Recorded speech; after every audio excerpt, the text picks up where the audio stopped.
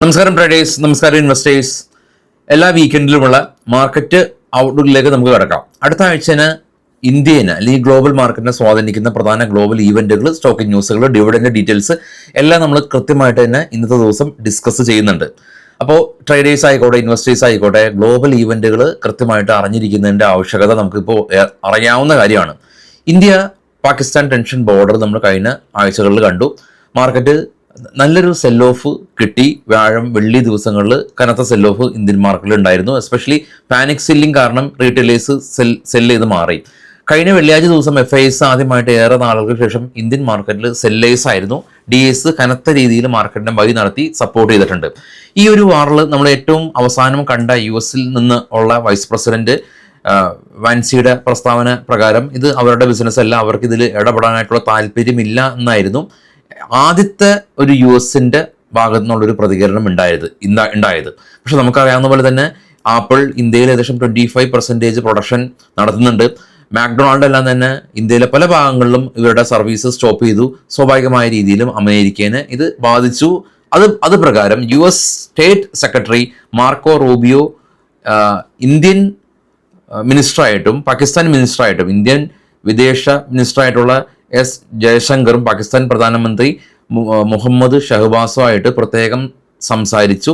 തീവ്രവാദ ഗ്രൂപ്പുകളെ പിന്തുണയ്ക്കുന്ന പാകിസ്ഥാന് ശക്തമായ നടപടികൾ നടത്തണമെന്ന് ആവശ്യപ്പെട്ടു. അതുപോലെ തന്നെ ഇന്ത്യനെ പിന്തുണച്ച് സംസാരിച്ചു. ഇതാണ് ഒരു അപ്ഡേറ്റ് ഉള്ളത്. അതായത് US ഭാഗത്തുനിന്ന് ഇനീഷ്യലി വൈസ് പ്രസിഡന്റ് അവരുടെ ബിസിനസ് അല്ല എന്ന് പറഞ്ഞ അവർ തന്നെ 2 ദിവസത്തിന് ശേഷം ഇപ്പോൾ മാറ്റി പറഞ്ഞു. ശക്തമായിട്ട് പാകിസ്ഥാനോട് ഇത് തീവ്രവാദം നിർത്തണമെന്ന് ആവശ്യപ്പെട്ടു. ഇതിൽ ഇടപെട്ടു. കാരണം എന്താ, നമ്മൾ കണ്ടതുപോലെ തന്നെ ആപ്പിളിന്റെ പ്രൊഡക്ഷൻ 25% ആണ്. ടെസ്ല ഇന്ത്യയിലേക്ക് വരികയാണ്, സ്റ്റാർലിങ്ക് ഇന്ത്യയിലേക്ക് വരികയാണ്, മാക്ഡൊണാൾഡ് ഇന്ത്യയിലുണ്ട്, എത്രയോ US കമ്പനീസ് ഇന്ത്യയിലുണ്ട്. അപ്പോൾ സ്വാഭാവികമായ രീതിയിൽ അവരെ ബാധിക്കും. ചൈനനെ അവർ പിന്തള്ളുകയാണ്. ചൈനയിലെ ടെസ്ല പ്രൊഡക്ഷൻ കുറയ്ക്കുകയാണ്. ഇന്ത്യയിലേക്ക് ടെസ്ല കടന്നു വരികയാണ്.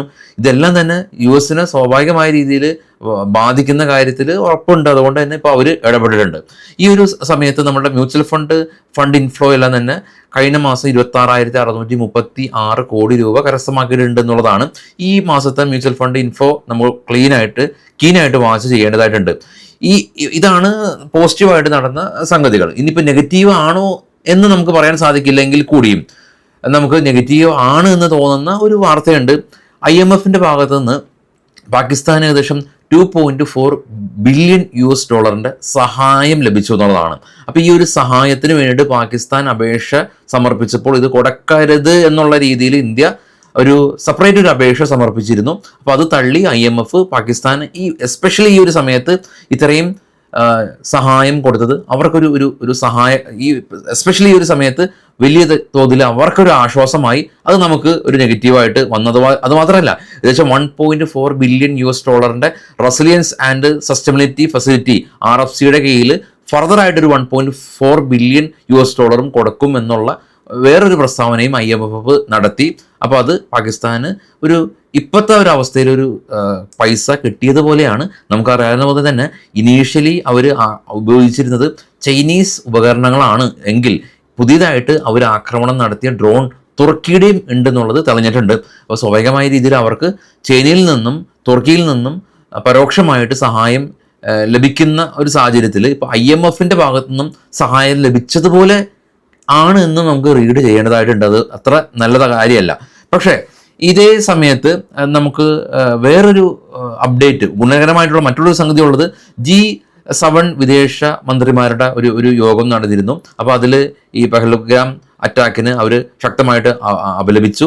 കൂടാതെ തന്നെ ഈ ഒരു സാഹചര്യങ്ങൾ രമ്യതയിൽ എത്തണമെന്ന് ഇവർ ആവശ്യപ്പെട്ടിട്ടുണ്ട്. അപ്പോൾ ഇതൊരു ജോയിൻറ്റ് സ്റ്റേറ്റ്മെൻ്റ് ആയിരുന്നു. ഇന്നാണ് അത് അവർ പുറപ്പെടുവിച്ചത്. ഇതിലിപ്പോൾ US-ൻ്റെയും ജർമ്മനിയുടെയും ഇറ്റലിയുടെയും ജപ്പാൻ്റെയും UK എല്ലാം തന്നെ എല്ലാവരുടെയും മിനിസ്റ്റേഴ്സ് അടങ്ങുന്ന ഒരു യൂണിറ്റാണ് G7.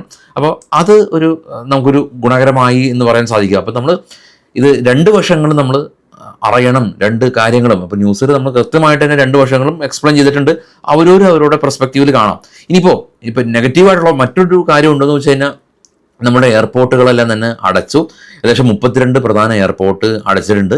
അപ്പോൾ ഇൻഡിഗോ ഉൾപ്പെടെയുള്ള കമ്പനീസ് അല്ലെങ്കിൽ ടൂറിസം അതും അല്ലെങ്കിൽ അങ്ങനെയുള്ള ഇൻഡസ്ട്രീസിനെല്ലാം തന്നെ അത് ബാധിക്കും. കൂടാതെ ഫ്ലൈറ്റിനെല്ലാം തന്നെ ഉത്തരേന്ത്യയിൽ നിന്നുള്ള പോകുന്ന ഫ്ലൈറ്റിന് ഇപ്പോൾ റീറൂട്ട് ചെയ്യേണ്ടതായിട്ടും വരുന്നുണ്ട്. കുറച്ച് റെയിൽവേയും നമുക്ക് ക്യാൻസൽ ചെയ്യേണ്ടതായിട്ടുണ്ട് എന്നുള്ളതാണ് പൊതുവേ നമുക്ക് കാണാൻ പറ്റുന്ന ഒരു കാര്യം.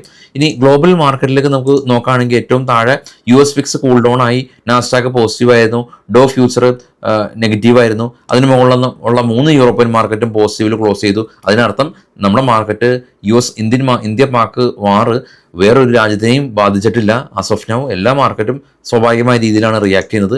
ഇനി അടുത്ത ആഴ്ചയിലേക്ക് നോക്കുകയാണെങ്കിൽ മെയ് 13 US നിന്ന് ഇൻഫ്ലേഷൻ ഡേറ്റ ഉണ്ട്. ടൈം അവിടെ ഉണ്ട് 6 PM. ഇന്ത്യയുടെ ഇൻഫ്ലേഷൻ ഡേറ്റ ഉണ്ട് 4 PM.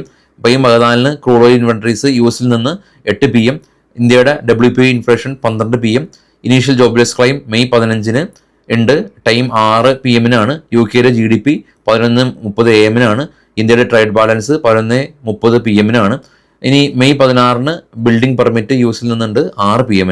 അപ്പോൾ ഇതാണ് ഗ്ലോബൽ അപ്ഡേറ്റ്. അപ്പോൾ ഏറ്റവും പ്രധാനമായിട്ട് ഏതാ US ഇൻഫ്ലേഷൻ, ഇന്ത്യയുടെ ഇൻഫ്ലേഷൻ, ഇന്ത്യയുടെ ഹോൾസെയിൽ പ്രൈസ് ഇൻഫ്ലേഷൻ, US നിന്ന് ക്രൂഡ് ഓയിൽ ഇൻവെൻട്രീസ്. അപ്പോൾ ക്രൂഡ് ഓയിൽ ഇൻവെൻട്രീസ് എല്ലാം തന്നെ ഇവ കമ്മ്യൂണിറ്റിയിലൊക്കെ ട്രേഡ് ചെയ്യുന്ന ആളുകൾക്ക് അത് ഉപകാരമുള്ള ഒരു ഡേറ്റയാണ്.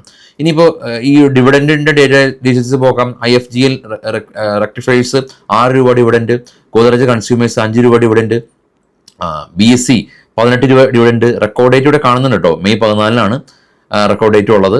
അതുപോലെ തന്നെ എല്ലാ കമ്പനീസിൻ്റെ ഡിവിഡൻറ്റ് ഡീറ്റെയിൽസ് ഇവിടെ ഉണ്ട്. അത് നമ്മുടെ ട്രേഡ് ബഡി ടാബിലുണ്ട്. ഈ വീഡിയോയുടെ ഡിസ്ക്രിപ്ഷനിൽ ട്രേഡ് ബഡി ടാബിൽ നിങ്ങൾക്ക് അത് കാണാൻ സാധിക്കും. ഇത് നമുക്ക് കുറച്ച് സ്റ്റോക്കുകളുടെ വാർത്തകളിലേക്ക് പോകാം.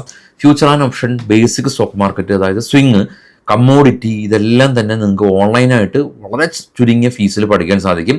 നമ്മളൊരു SLന് ആകുന്ന ഫീസ് മാത്രമാണ് ഉള്ളത്, നമ്മളുടെ ഫീസ് ഉള്ളത്. അതായത് നമ്മുടെ ട്രേഡിൽ ഒരു SL വരുത്തുന്ന നഷ്ടം മാത്രമേ ഉള്ളൂ നമ്മുടെ ഫീസ്. അപ്പോൾ ഈ വീഡിയോയുടെ ഫസ്റ്റ് കമൻറ്റിൽ നമ്പർ ഉണ്ട്, നിങ്ങൾക്ക് കോൺടാക്ട് ചെയ്യാം, ബന്ധപ്പെടാം.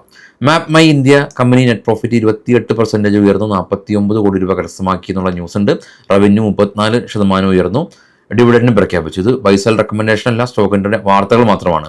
റിലയൻസ് പവർ കമ്പനി ഇവർ ഈ കഴിഞ്ഞ തവണയിൽ നിന്ന് കമ്പനി 126 രൂപ ഇപ്പോൾ പ്രോഫിറ്റാണ് കമ്പനി ആയിട്ടുള്ളത്. ഇനിയിപ്പോൾ great eastern shipping company net profit 60% ഇടിഞ്ഞു. Birla corp company net profit 33% ഉയർന്നു. PFC കമ്പനി 13 നിന്ന് 58 കോടി രൂപയിലേക്ക് പ്രോഫിറ്റ് ഉയർത്തി. ശക്തി പമ്പ് 89 നിന്ന് 110 പ്രോഫിറ്റ് ഉയർത്തി. റിലയൻസ് പവർ കമ്പനി നമ്മൾ നേരത്തെ കണ്ടിരുന്നു, 390 രൂപ ലോസിൽ നിന്ന് 125 രൂപ പ്രോഫിറ്റാണ് ഇത്തവണ ആയിട്ടുള്ളത്. ഹരിയോം പൈപ്പ് 16 നിന്ന് 17 കോടി രൂപയിലേക്ക് പ്രോഫിറ്റ് ഉയർത്തി. റിലാക്സോ കമ്പനി 61 നിന്ന് 59 പ്രോഫിറ്റ് ചുരുങ്ങി. കമ്പനി 6 രൂപ ഡിവിഡൻഡ് പ്രഖ്യാപിച്ചു. തെർമാക്സ് കമ്പനി 190 നിന്ന് 205 പ്രോഫിറ്റ് ഉയർത്തി. ജൂപ്പിറ്റർ ലൈഫ് ലൈൻ കമ്പനി 45 കോടി രൂപയില ഇത്തവണ 44 കോടി രൂപ ഡിവിഡൻഡ് 1 രൂപ പ്രഖ്യാപിച്ചു. സ്വിഗ്ഗി കമ്പനി കഴിഞ്ഞ തവണ അവർ ഉണ്ടാക്കിയ ലോസിൽ നിന്ന് ഡബിൾ ലോസായി 1081 കോടി രൂപ ലോസ്. കഴിഞ്ഞ തവണ 500 കോടി രൂപയായിരുന്നു ലോസ് ഉണ്ടായിരുന്നുള്ളൂ. ടൂറിസം ഫിനാൻസ് കോർപ്പ് കമ്പനി 20 കോടി രൂപയിൽ നിന്ന് 30 കോടി രൂപയിലേക്ക് പ്രോഫിറ്റ് ഉയർത്തി. ഡിവിഡൻഡ് 3 രൂപ പ്രഖ്യാപിച്ചു. ABB India company net profit 3% ഉയർന്നു, 474 കോടി രൂപ കരസ്ഥമാക്കി എന്നുള്ളതാണ് ഇപ്പോൾ ഉള്ള ന്യൂസ്. അപ്പോൾ എല്ലാവർക്കും നല്ലൊരു സൺഡേ ദിനം ആശംസിക്കുന്നു, വീക്കെൻഡ് ദിനം ആശംസിക്കുന്നു. എല്ലാവർക്കും ശുഭദിനം. Thank you all.